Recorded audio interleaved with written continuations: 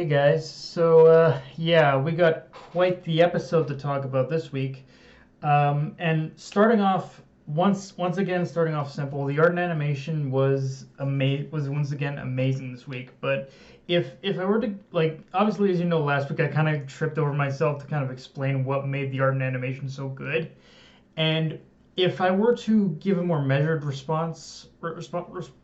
measured response as to what made the art and animation of this week's episode and last week's episode so good, rather than just flailing my words. I got into a conversation with a pretty much fellow AniTuber after he released his review of last week's episode, and during that review, he and I both, after having a conversation on the review, he and I both agreed that that both episodes that last week's episode was pretty much a short stop away from being movie quality, if not more or less already on that level. And with this week's episode, it's more or less the same thing. It's kind of more or less the same thing with it. Like the art and animation quality on this episode was once again the same, if not similar level of quality. If not similar level of quality. So because of that, it does kind of make me wonder as to what the hell has gone on, because if right off the bat, the only thing I can make heads or tails of pretty much because of this sharp boost in quality with the One Piece anime is that Toei got a huge bump in their budget. Is that Toei got a huge bump in their budget, pretty much going into 2021, because again, just 2 episodes in and they're giving us something on par with the movies. And just based off the short clip I saw of next week's episode, it looks like that's pretty much going to continue as well. So yeah, I'm not sure what's going on, but I can only assume that pretty much that Toei must have given the One Piece team like a huge boost or something like that. Like it's actually kind of insane how good these past 2 episodes have been. Um, with that said, though, oh boy, there's a lot to talk about with this week's episode, and I'm not sure if I'm even going to be able to cover it all. But to start off, we get a massive history lesson on a massive history lesson a massive history lesson of the world of One Piece in this episode that pretty much pertains to pretty much everyone, that pertains to almost pretty much all the major players in the One Piece world today, because the history lesson in question in this week's episode had to do with the Rocks Pirates, pretty much crew of pirates who had pretty much who had caused destruction and chaos in their wake all throughout the world.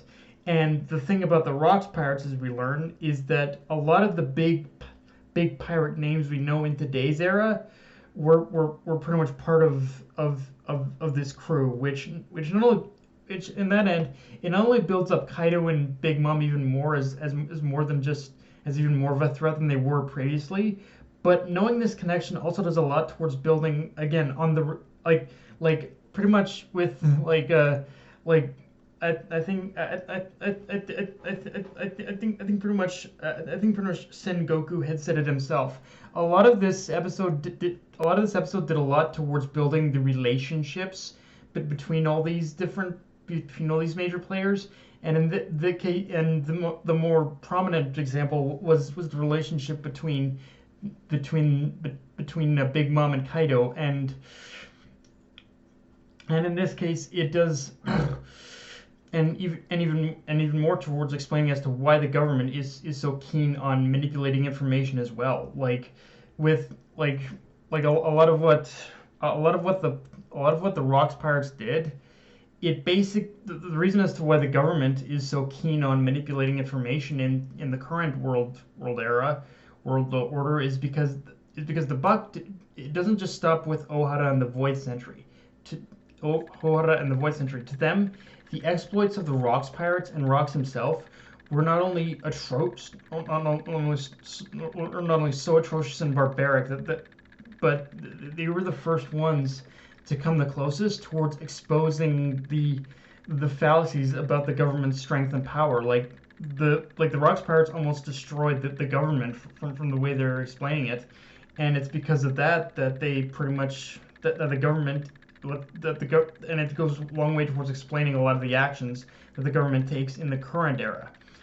It it also kind of and weirdly enough, it also kind of adds a lot of what the Rocks Pirates did actually adds a lot more context to Whitebeard's words to Whitebeard's words to Shanks very early on in the series. I think it was episode 151 or something like that.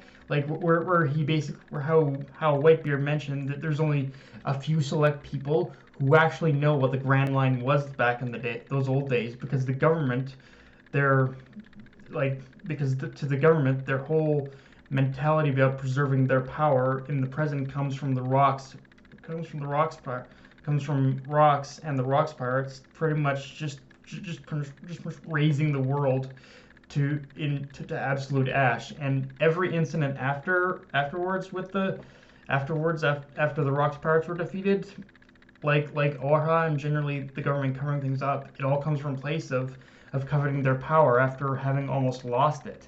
So yeah, in the respect of like just Rocks' influence on the world at large, it shows that in terms of just talking about Rocks himself, it shows that Rocks' influences and impact hasn't gone away. It's remained within the current system and within the mentality of the current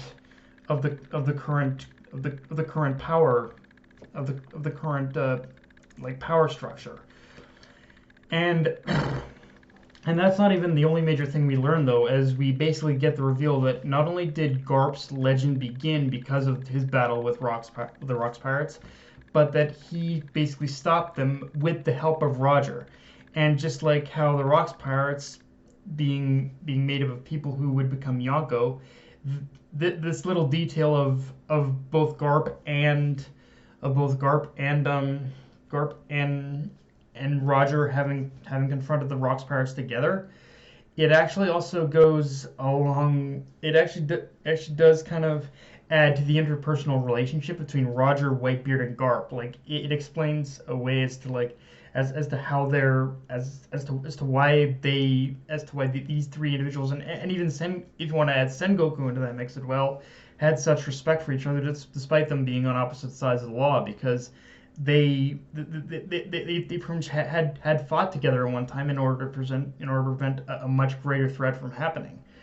And I think it goes without saying, but how much you want to bet the story of the incident at God Valley is in some way connected to Raft of Laughtail, because that seems more or less to be alluded to with the idea that Rocks attempted to become the king of the world. You can almost guarantee, and with the celestial dragons even being thrown into this mix as well, you can almost guarantee there's a connection between what happened with God Valley's disappearance and like the One Piece and Raftel and all that. Like the connection that there's just by throwing the celestial dragons into the mix, a lot of dots are starting to connect right now. Of course, we also have to talk about Rox's full name, Rox D. Zebek, which, yeah, there's some definite parallel. Which after everything we pretty much learned about Rocks through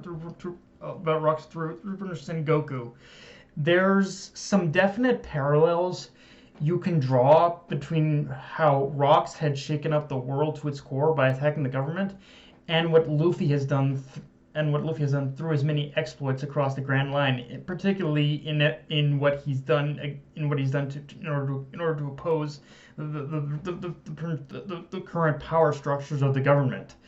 And also, so because of this, it's not hard to see in the present time why the government fears Luffy, and why they're afraid of D resurfacing, because by extension people like Luffy and Dragon, it doesn't just come from a place of them being the enemy of God, but from the fear of them being the next rocks, someone who will once again overthrow and oppose the government's power, but this time actually succeed in toppling that power structure. And in this situation, with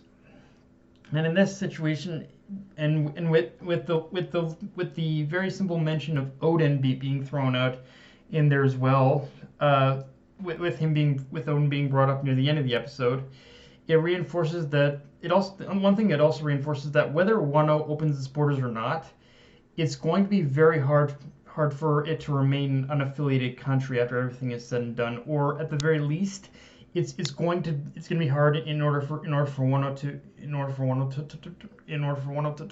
stay underneath the in private anymore. Like, Wano is going to be in the public eye from now on after this arc. Like, it's an unavoidable fact that Wano is gonna become the center stage of the world because of how many events have happened and how many things have kind of been covered up in some way, have been left secret in Wano. I think one thing that's going to be for sure is that it's going to be hard for Wano to remain an unaffiliated country, I think. Now, the episode also gives us the official bounties on every single major player in the series. And yeah, it's not really too much of a surprise that most of them have absurdly high bounties, even Shanks, because obviously he's probably done a lot of things that even go beyond helping Roger like obtain the One Piece, but it's like it's not hard to see as to why many of these people have absurdly high bounties to begin with, because the majority of them did have a role to play in the Battle of God Valley. But the one I'm weirdly interested in is Blackbeard, because as we know, bounties are a measure of how much of a threat you basically pose to the government. And while Blackbeard did a lot even before and after the time skip, including taking over Whitebeard's territories and having a whole fleet at his command, this kind of adds even more to the intrigue as to what he's been up to since then. Because the fact of the matter is, the pretty much fact that Whitebeard has a pretty much 2 billion, I think it's 2 billion, isn't it? Yeah, I think it's 2 billion berry bounty. It basically says that yeah, he's been up to a lot more ever since becoming a Yonko. So it's like there's a little bit of a gap in knowing exactly what he did in order to be on the level he is right now. So that's one thing for sure.